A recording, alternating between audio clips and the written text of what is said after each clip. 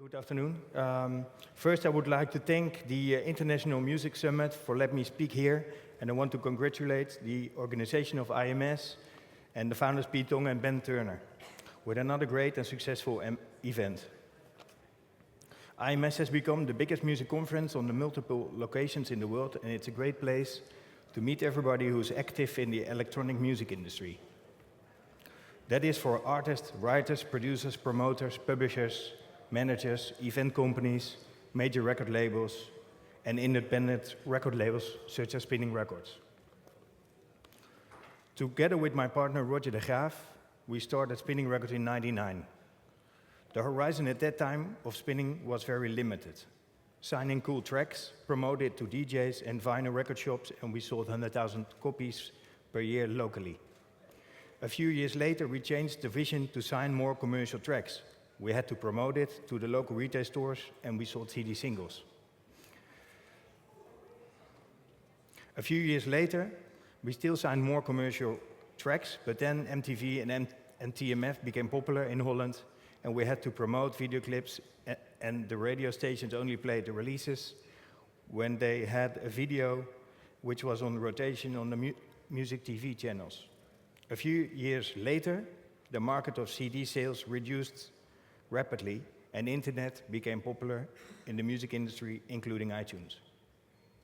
But the total generated income on music reduced, as well as record labels had a tough time to make the turnaround, including Spinnin. The last 4 years, the popularity of music in general and electronic music specifically has grown big time, and the use of music and the revenue stream started to increase again, and new music platforms were introduced. Spinnin Records used the benefit of their genre dance music and created their own opportunity.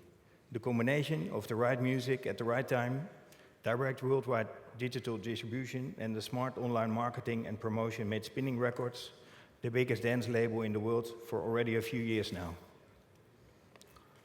The music market of today is very excited for us, for everybody involved in the music industry on all levels, and certainly also for Spinnin Records. I will try to explain you briefly why. Where it used to be one music trend, there are now different music trends going on at the same time in different continents in the world, so there's a more variety for the music fans. The music consumption has never been so easy for music fans, as there's a variety on using music and paying for music. Listening through download or streams from music portals, per track paid, or listen for free through advertising income through streams from YouTube or SoundCloud, for example. Music income from radio and TV is becoming more and more efficient because of digital fingerprint and similar software. That leads to better funding for new talent and insight in what is used and popular and where. The live market is growing because people go to more festivals, and festivals are becoming more popular in upcoming territories in the world, such as Asia and South America. Also, the mobile and online market is still growing and enables us to introduce and share music also in territories like South America and Asia. And Asia, including China, with 1.6 billion people and hundreds of millions potential Western music lovers. There are lots of opportunities through social media and the online platforms for labels, but also for artists. Artists can build through social media their own fan base by showing them who they are, by giving the fans an insight on their lives and present with their new music. And for labels, internet can be a source of finding new talent. Spinnin Records set up and introduced on the website the talent pool platform where producers can upload and share their new tracks. Spinnin uses the talent pool to get new music and sign new releases and new artists. So it's the ultimate platform for both dance artists and label.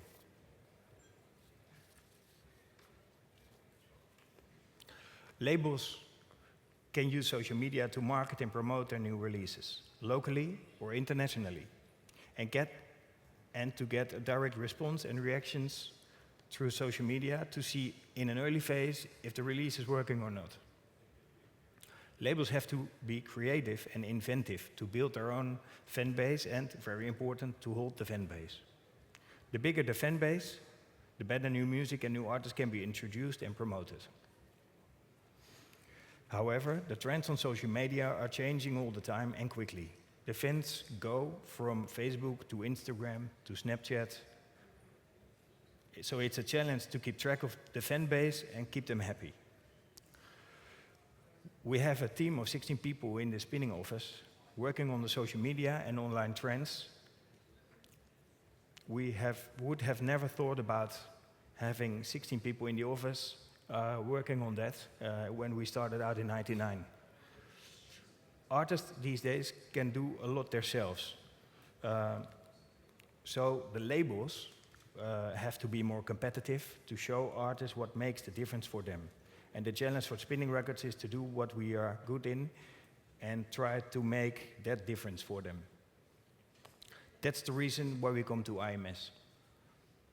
The team of Spinnin Records is here to speak with you about new music, new marketing and promotion ideas, new markets, new online trends, to speak with you, to learn from you, to work with you, to make the difference together. Thank you for now, and speak to you later at IMS. Thank you. Hi. So my name is Bart Cools. I am the EVP of Global Marketing and A&R Dance Music for Warner Music Group, and I've been doing this for the past 2.5 years. As such, I oversee and I steer, drive, coordinate all that goes on in dance music within Warner. But let me start off by stating that although you can read in your program notes that what I present here is a state of the nation from the point of view of the majors, that's obviously not the case. What you'll hear from me here today is the view of one of the majors on where we are with our business. Everybody knows that we majors, we really don't talk to each other, so I can't really represent what the other majors think. In the same way that I'm assuming that Eelko's view or vision is the one that is Spinnin's view or vision and not all the other dance independents in the room or here in Ibiza. So let me reference the IMS business report that you've all been presented with. For years now, we've been looking at growth. Some years explosive, other years a bit less so. Most of that explosive growth has been happening in the live club festival tickets side of the business. Recorded music, albeit in my mind the engine and the fuel of this industry has been showing modest and in some years no growth at all. For years as well, these stories of growth have always been followed by the question, is this a bubble? Is it a bubble that is about to burst? In other words, how long can we keep the party going? So we seem to implicitly already be admitting to ourselves that it has to end at some stage, as if we somehow got lucky and our luck is going to run out. So it's not for me to comment on the health of the live side of the dance industry. Obviously, with the demise of SFX, there's going to be a lot of reshuffling going on, which will be widely debated in the next few days here in Ibiza, and there might be some recalibrating. But personally, I haven't noticed that people are less interested in dance music or less interested in partying or less interested in going to festivals. On the contrary, and I think it will stay that way. But I do have a view of what is going on in the label side of dance music. Last weekend, I took an even closer than usual look at the top 20 and top 50 of the global streaming charts. And it's not a secret, of course, but at least 30% of the Spotify global charts is dance music. And I'm being careful here. I'm just counting the songs that are clearly DJ producer tracks, which everyone, even in this room, would agree qualify as dance music. If you add dance pop or pop dance or whatever we want to call it, the Floridas or the Jason Derulos of this world, we would get to more than 40%. That is a higher share than we have ever had. And this is not just in some niche chart, it is actually a niche chart that we've invented to make ourselves feel good. This is the main chart that everybody's looking at. This is the chart or the leading global chart of a streaming sector that is the fastest growing partner our industry has. And for Warner Music Group, it represents our singular biggest income stream in our latest quarterly figures. So it's pretty clear that together with Urban, and for the time being, we in this room represent the biggest chart share on what soon will be the music industry's biggest platforms. This makes us a big and essential part of the music industry today and growing. Dance music is not just a hobby of a few people that can stay up late and act young for their age. It is serious stuff, but this also means we have to be taken seriously and take ourselves seriously, acting as, so to speak, as responsible adults. So to start with, let's stop doing a few things. Let's stop the us and them. Between ourselves in this room, dividing between major and indie, underground, commercial, sellout and credible, a grown-up genre needs all sorts of artists and music appealing to all sorts of fans at various levels of development and success. The underground feeds what's happening in the top 50 and in dance probably more than in any other genre out there. Let's stop comparing ourselves within the confines of the dance industry. We are playing with the big boys in the big league, not just in the dance chart or in the future deep house, no vocal with a hint of techno chart. We are playing in the main chart at the moment. And definitely, and this is a message to all my friends, let's just stop having to waste time justifying our existence within the music business and having to justify what we do and why we are always doing it in sunny places or in clubs or at festivals in some of the most beautiful places on earth. It's always been difficult to explain to people that working in the music industry is actually a job. It's even harder if you work in dance. So let's use all that time we gain when we stop doing these things to work hard, because considering our weight in the charts I just mentioned, I think there aren't enough of us out there, and there is so much to do. So I will take you through what I think we urgently need to start doing or doing more of. First and foremost, what we do is about artist and career development. We need more stars from the whole spectrum of the dance genre. We still have the big stars that have been successful for many years, the likes of Chesto and Guetta and Calvin Harris. We also have some fresh faces who could or could not prove to be as successful when it comes to staying power. The likes of the Chainsmokers, DJ Snake, Kygo, Robin Schulz. But too often, we deal with artists who have one hit and then are gone, or even half a hit and then are gone. So to sustain that more than 30% chart share that we have at the moment, we need more artists and we need to break more artists. And this is even more the case when you consider how many artists have more than one track in the chart I was just mentioning. The Chainsmokers, Guetta, Kygo and Major Lazer all have 2 tracks in the Spotify Global Top 50. It's great for them, but it shows our base is way too narrow. So on the label side, this requires investment in A&R.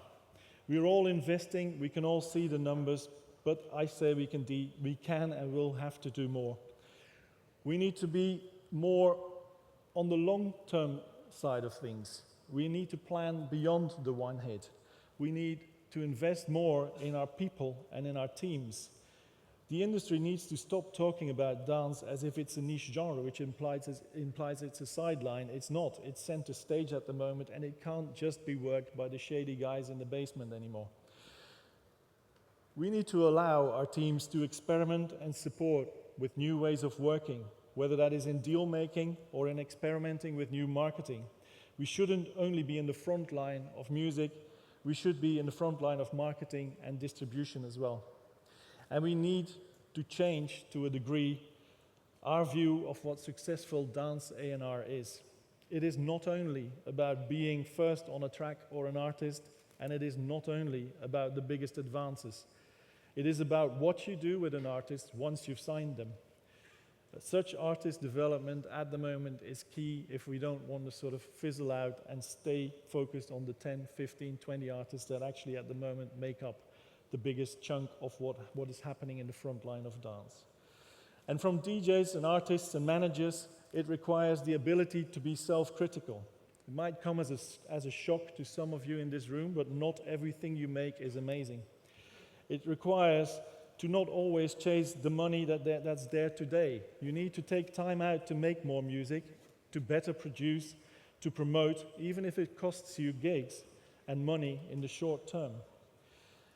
And it requires professional teams that can advise from a long-term perspective. Secondly, and obviously linked to the importance of A&R, it's all about the song. The track or the single is center stage again, just as it was in the 60s before the albums took over.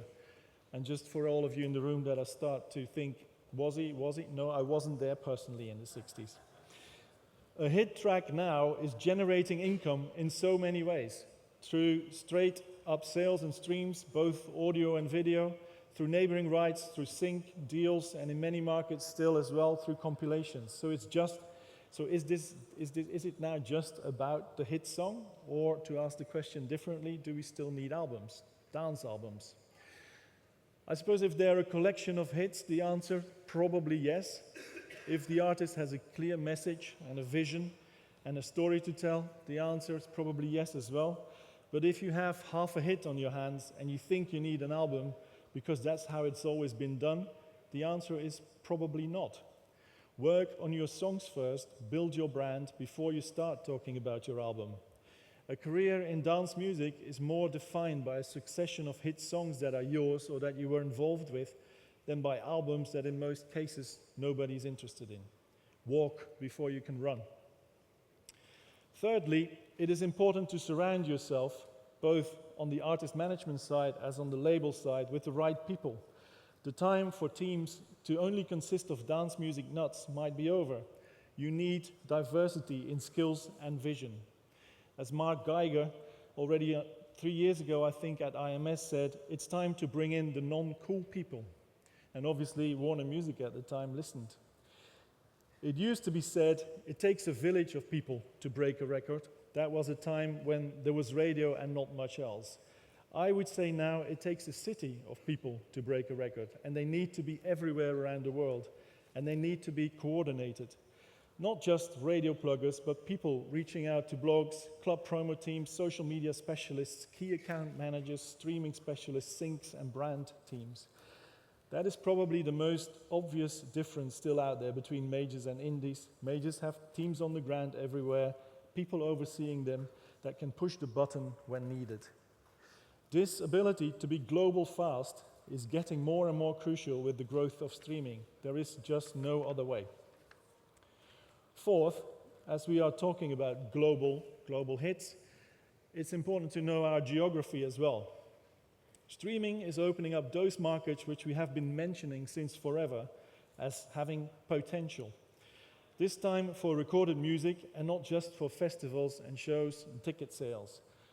We're talking about markets such as China, India, Latin America, that could be as significant for our industry in the next 50 years as the US and Western Europe were to us in the last 50 years. In fact, this is already happening. In the top 15 Spotify markets, you will find Mexico, the Philippines, and Brazil. Our marketing teams in these territories, they're receiving more calls than ever. They have never been this popular, and we haven't told them yet why. But now that people in traditional key markets realize that we need streams from those countries, streams to take a track all the way to the top, you cannot just look at the US and the UK anymore. It's not just streams from those markets, it's also artists coming from those markets. Today, a hit or an artist can come from anywhere and break everywhere, especially in dance. We've seen this for years with the likes of Kygo out of Norway, Get out of France, Schulz out of Germany, Flume out of Australia. Tracks are not always starting in the US or the UK anymore. In fact, today, many tracks hit those markets last. We are seeing more and more pockets of local success delivering potential stars for the future. Stars out of Germany, Belgium, Norway, Australia, and hopefully soon out of India, China, and Japan as well. Soon, I have no doubt, we will find and develop talent from the likes of Brazil, China, and India, and break their music into the bigger world. There is so much more talent waiting to be discovered, and dance is one of the most borderless genres I've ever worked in, and definitely in today's streaming world, that is more and more important. So let me conclude by saying the view of this major is that the future of the dance market has never looked better. There is so much change going on and it's happening so fast, but if we don't lose ourselves in looking inwards at ourselves and just people in this room or people that we've known for years and years, if we keep our eye on the ball, on talent and artists, on songs, on people and the teams we work with, and on more territories than just the ones we've always watched and followed, then there are a few amazing years to come. My feeling is that all the change in the platforms that fans consume music on is to a degree peripheral. As long as artists, producers and songwriters are paid fairly for their music, then it doesn't matter where it's being listened to on any format, from vinyl to streaming. It all still boils down to the oldest school of the old school sayings, as long as you have a hit, you're fine. But I would only change that to, as long as you have a hit, you're fine, but multiple hits are much better. Thank you for listening.